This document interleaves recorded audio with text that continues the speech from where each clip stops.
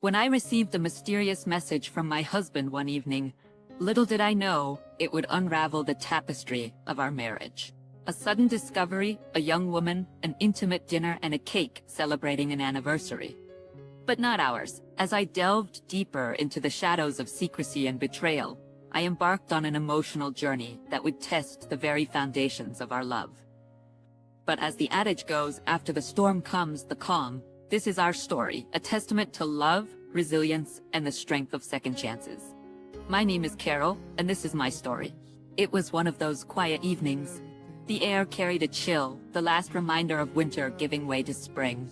I sat curled up on my favorite couch, watching reruns of old sitcoms when my phone buzzed with a message.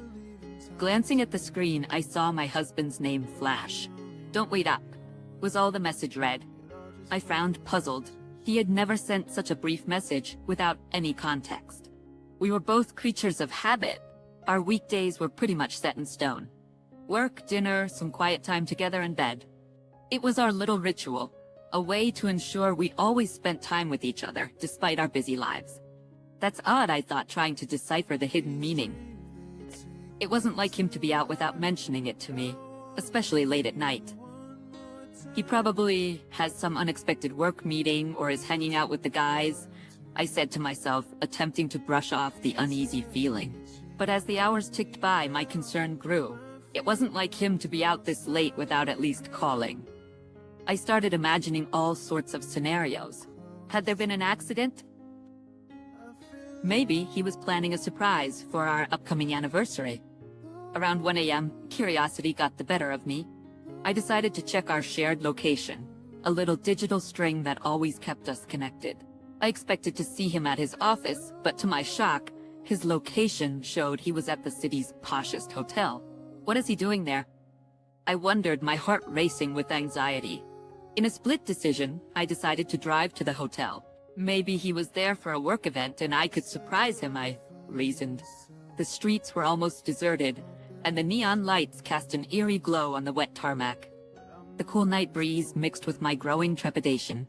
Arriving at the hotel, I parked my car and made my way to the lobby. The opulence of the place always left me in awe.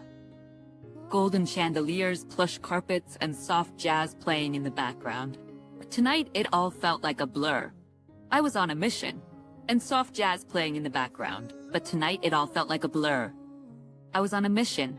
I decided to check the hotel's restaurant first. Quietly slipping in, I scanned the place, and then I saw him. He was seated at a dimly lit corner table, but he wasn't alone. A woman much younger than me, with cascading golden hair, sat across from him. They seemed engrossed in conversation, occasionally laughing, her hand resting on his. They were celebrating. A cake with the words "Happy Anniversary" was placed between them. The world around me seemed to collapse. My head spun as my heart felt like it had been ripped apart. This can't be, I thought, trying to rationalize. There must be a logical explanation. Hiding behind a pillar, I strained to hear their conversation. Every word they exchanged felt like a dagger piercing deeper into my soul. I pulled out my phone, capturing a picture of them together, a shred of evidence of my crumbling world. With the evidence saved on my phone, I slipped out of the restaurant, my footsteps heavy with the weight of betrayal. The cool air outside did nothing to soothe the burning rage and confusion coursing through me. Why? Tang? When? These questions played on repeat in my mind. As I got into my car, the rational part of my brain tried to take over. I needed answers. Direct confrontation seemed like the best approach, but not tonight. Not when emotions were so raw. Sleep was elusive that night.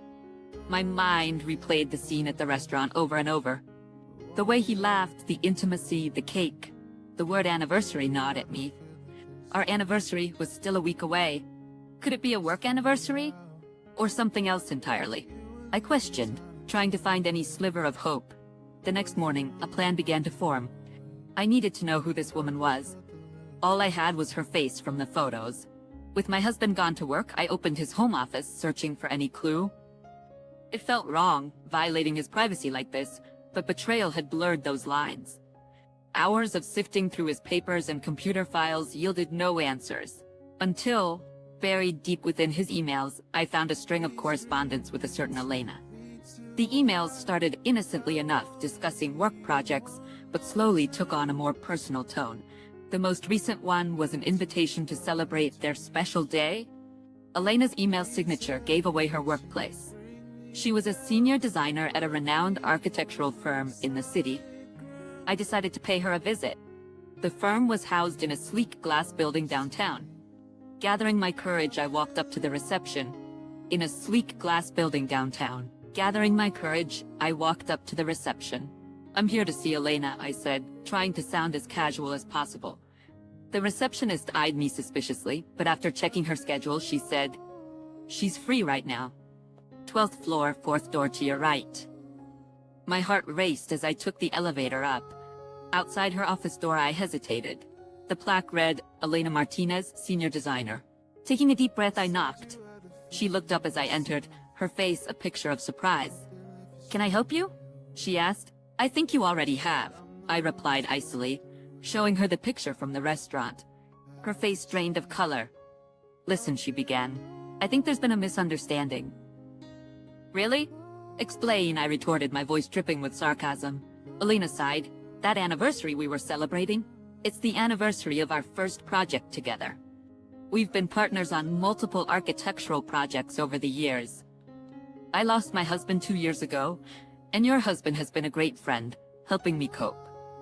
I was taken aback, but the intimate conversations, the touch, the laughter, she looked down. Grief does strange things to people. We found solace in each other's company. It's never been romantic, but I understand how it might look. "I'm truly sorry." As I left her office, my mind was a whirlwind. Was Elena telling the truth? Was it just a platonic relationship that I'd misconstrued? But then why the secrecy from my husband? I drove home in a daze, the city lights flashing past me, their brilliance mirroring the chaos of my thoughts. Elena's words circled my mind. Could I have been wrong?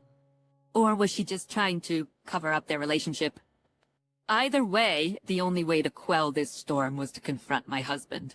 The evening sky, there were counseling sessions, some jointly and some individually. We peeled back the layers of our relationship, understanding the cracks and figuring out how to fill them.